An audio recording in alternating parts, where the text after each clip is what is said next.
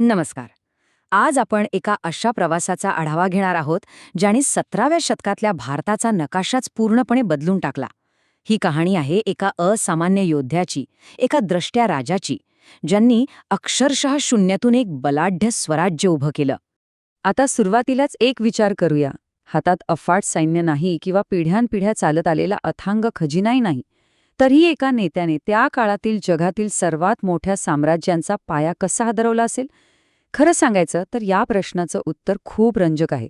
कारण ही फक्त तलवारीची लढाई नव्हतीच मुळी. ती एक अतुलनीय रणनीती आणि प्रबळ इच्छाशक्तीची गाथा होती. त्यावेळची परिस्थिती जर आपण पाहिली तर ती खऱ्या अर्थाने थक्क करणारी होती. एका बाजूला अवाढव्य, अतिशय श्रीमंत आणि तितकेच क्रूर असे मुघल आणि आदिलशाहीसारखे साम्राज्य, ज्यांच्याकडे प्रचंड सैन्य होतं, आणि दुसऱ्या बाजूला छोटे, चपळ आणि गनिमी काव्यात पारंगत असलेले आपले मराठा सैन्य. हे आव्हान म्हणजे अक्षरशः मुंगीने डोंगराला धडक देण्यासारखं होतं. आता हा सुरुवातीचा प्रवास कसा होता बघा. 1630 मध्ये शिवनेरी गडावर जन्म. जिजामाता आणि दादोजी कोंडदेव यांच्या शिकवणीतून तयार झालेल्या या तरुणाने वयाच्या अवघ्या 16व्या वर्षी तोरणा किल्ला जिंकला. आणि नुसतेच जिंकले नाहीत, तर पुढच्या 2च वर्षांत पुरंदर, कोंढाणा आणि चाकण यांसारखे महत्त्वाचे किल्लेही काबीज केले. एवढ्या कमी वयात घेतलेली ही झेप खरोखरच अचंबित करणारी होती. पण हे सगळं इतकं सोपं नव्हतं. त्यावेळची परिस्थिती किती बिकट होती हे तुम्हाला या एका आकड्यावरून सहज लक्षात येईल. 2.5 लाख रुपये. विजापूरच्या दरबारातून आलेला क्रूर सरदार अफजल खान याने महाराजांना उघड्या मैदानावर युद्धाला खेचण्यासाठी स्थानिक शेतकऱ्यांवर दरमहा हा अवाढव्य आर्थिक भुर्दंड लादला होता. मंदिरे पाडणे, निष्पाप जनतेला वेठीस धरणे, हा सगळा त्याचा कुटील डाव होता. पण अफजल खानचा हा डाव महाराजांनी अगदी अचूक ओळखला होता. प्रतापगडाच्या पायथ्याशी भेटीला जाताना त्यांनी काय तयारी केली होती बघा. कपड्यांखाली लोखंडी चिलखत, डाव्या हातात लपवलेली वाघणखे आणि उजव्या हातात बिछवा नावाचे हत्यार. ही केवळ एक लढाई नव्हती, तर शत्रूला त्याच्याच जाळ्यात अलगद अडकवण्याची एक मास्टरमाइंड चाल होती. आणि झालंही तसंच. भेटीच्या वेळी अफजल खानाने दगाफटका करताच महाराजांनी त्याला यमसदनी धाडलं. त्यानंतरचा परिणाम या आकड्यातून स्पष्ट दिसतो. 3000 जंगलात आधीच लपून बसलेल्या मराठा सैन्याने अचानक हल्ला केला आणि खानाच्या तब्बल 3000 सैनिकांना कंठस्नान घातलं. शिवाय मोठ्या प्रमाणावर हत्ती, घोडे आणि संपत्ती मिळवली ती वेगळीच. एका मोठ्या संकटाला संधीत कसं बदलायचं याचं हे उत्तम उदाहरण आहे. यानंतरचा आणखी एक थरारक प्रसंग म्हणजे पन्हाळगडाचा वेढा. इथून निसटताना महाराजांसारखीच ठेवण असलेल्या शिवा काशीद नावाच्या एका निष्ठावान सेवकाने स्वतःला महाराजांच्या जागी उभं केलं. जेव्हा शत्रूला ही फसवणूक समजली आणि त्याला मरण समोर दिसू लागलं, तेव्हाही न घाबरता तो काय म्हणाला माहितीये? स्वराज्यासाठी एक शिवा मेला तर हजारो शिवा जन्म घेतील. स्वराज्यासाठीचा हा सर्वोच्च त्याग होता. याच थरारक प्रवासाचा पुढचा टप्पा म्हणजे पावनखिंड. महाराजांना विशालगडावर सुखरूप पोचता यावं यासाठी बाजीप्रभू देशपांडे आणि अवघ्या 300 मावळ्यांनी घोडखिंडीत हजारो शत्रूंची फौज अक्षरशः थोपवून धरली. विशालगडावरून तोफेचा आवाज ऐकेपर्यंत त्यांनी आपले प्राण सोडले नाहीत. त्यांच्या याच अतुलनीय शौर्याचा सन्मान म्हणून घोडखिंडीचं नामकरण पावनखिंड असं करण्यात आलं. राजा आणि मावळ्यांमधलं हे अतूट नातं बघितलं की आजही अंगावर काटा येतो.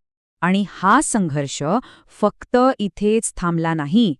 मुघल सम्राट औरंगजेबाने आपला मामा शाहिस्तेखान्याला तब्बल 1.5 लाख सैन्यासह स्वराज्यावर पाठवलं. त्याच्या तुलनेत चाकणच्या किल्ल्यावर फिरंगोजी नरसाळा यांच्याकडे किती सैन्य असावं? अवघे 320 मराठा सैनिक.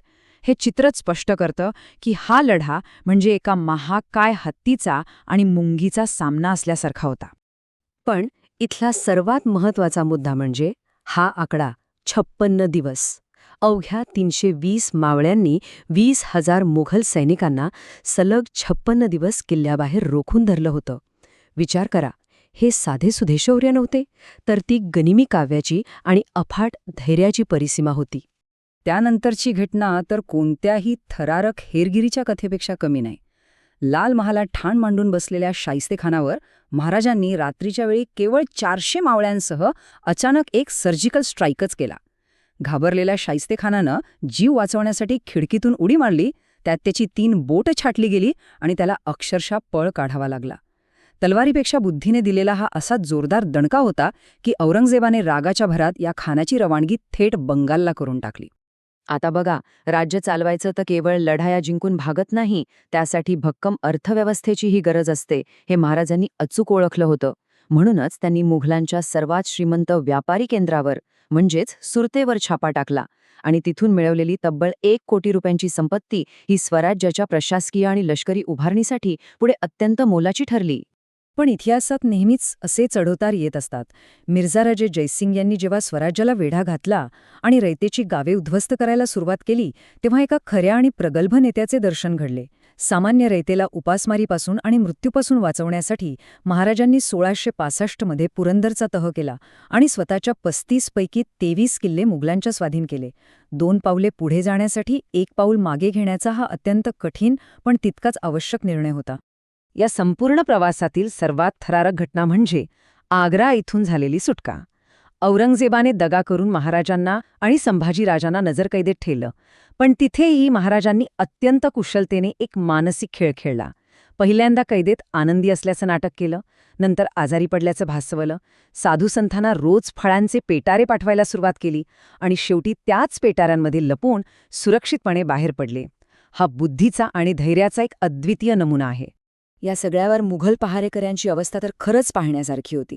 ते पूर्णपणे गोंधळून गेले आणि म्हणाले, जादू जादू, शिवाजी नाहीसा झालाय, तो हवेत उडाला की जमिनीत गडप झाला, काहीच समजत नाहीये. जगातील सर्वात मोठ्या आणि बलाढ्य मुघल साम्राज्याला महाराजांनी दिलेली ही सर्वात मोठी आणि लाजिरवाणी मात होती. यानंतर महाराजांनी गेलेले अनेक किल्ले परत जिंकून घेतले, पण काही विजयांची किंमत खूप मोठी मोजावी लागली. कोंढाणा किल्ला जिंकण्यासाठी आपला बालपणीचा मित्र आणि शूर सेनापती तानाजी मालुसरे यांनी स्वतःच्या प्राणांची आहुती दिली. गड आला पण सिंह गेला, हे महाराजांचे उद्गार त्यावेळच्या वेदनेची साक्ष देतात. म्हणूनच पुढे या किल्ल्याचं नाव सिंहगड असं ठेवण्यात आलं. पण लक्षात घ्या, या नेतृत्वाची ओळख केवळ शौर्यापुरती मर्यादित नव्हती, तर ती त्यांच्या उच्च चारित्र्याशी जोडलेली होती. कल्याणच्या सुभेदाराची सून जेव्हा मोहिमेत सापडली, तेव्हा महाराजांनी तिला अत्यंत सन्मानाची वागणूक दिली आणि खणा नारळाने तिची ओटी भरून तिला सुरक्षितपणे तिच्या घरी परत पाठवलं. शत्रूच्या स्त्रियांनाही मातेसमान मानणारा असा राजा इतिहासात खरोखरच विरळा. आणि अखेर तो स्वर्णदिन उजाडला. 6 जून 1674 रोजी रायगडावर सुमारे 50,000 लोकांच्या उपस्थितीत महाराजांचा राज्याभिषेक मोठ्या थाटामाठात संपन्न झाला. अनेक दशकांचा संघर्ष, त्याग आणि अशक्यप्राय वाटणाऱ्या अडचणींवर मात केल्यानंतर हिंदवी स्वराज्याचं हे अधिकृत आणि भव्य रूप संपूर्ण जगासमोर आलं. छत्रपती या शब्दाचा अर्थ अत्यंत महत्वाचा आहे. एक असा सार्वभौम राजा ज्याचं राज्य पूर्णपणे स्वतंत्र आहे आणि जो इतर कोणाच्याही अधीन नाही. या पदवीने खऱ्या अर्थाने एका नव्या आणि सामर्थ्यवान मराठा साम्राज्याचा उदय अधिकृतपणे प्रस्थापित केला, जे साम्राज्य पुढे जाऊन धर्म आणि संस्कृतीचे रक्षक बनले. तर इथला सर्वात कळीचा मुद्दा हा आहे की ते केवळ एक योद्धे नव्हते, तर एक अत्यंत दूरदृष्टी असलेले राष्ट्रनिर्माते होते. अष्टप्रधान मंडळ, चौथाई आणि सरदेशमुखी यांसारखी रयतेवर ओझे न टाकणारी करप्रणाली आणि अत्यंत वेगवान व स्मार्ट डिझाईन असलेलं आरमार, या सर्व गोष्टी त्यांच्या प्रशासकीय कुशलतेची आणि आधुनिक विचारसरणीची साक्ष देतात. आणि शेवटी जाता जाता या एका प्रश्नावर नक्की विचार करा. जेव्हा नेते केवळ तलवारीने नव्हे तर आपल्या तीक्ष्ण बुद्धीने लढतात, तेव्हा जगाचा नकाशा कसा बदलतो? मराठा साम्राज्याच्या उदयाची ही गाथा याच प्रश्नाचं सडेतोड उत्तर आहे. याच विचार करायला लावणाऱ्या प्रश्नासह आपण आजचा हा ऐतिहासिक आढावा इथेच थांबूया. मला खात्री आहे की या संपूर्ण प्रवासातून तुम्हाला इतिहासाच्या या सुवर्ण पानांबद्दल आणखी जाणून घेण्याची उत्सुकता नक्कीच निर्माण झाली असेल.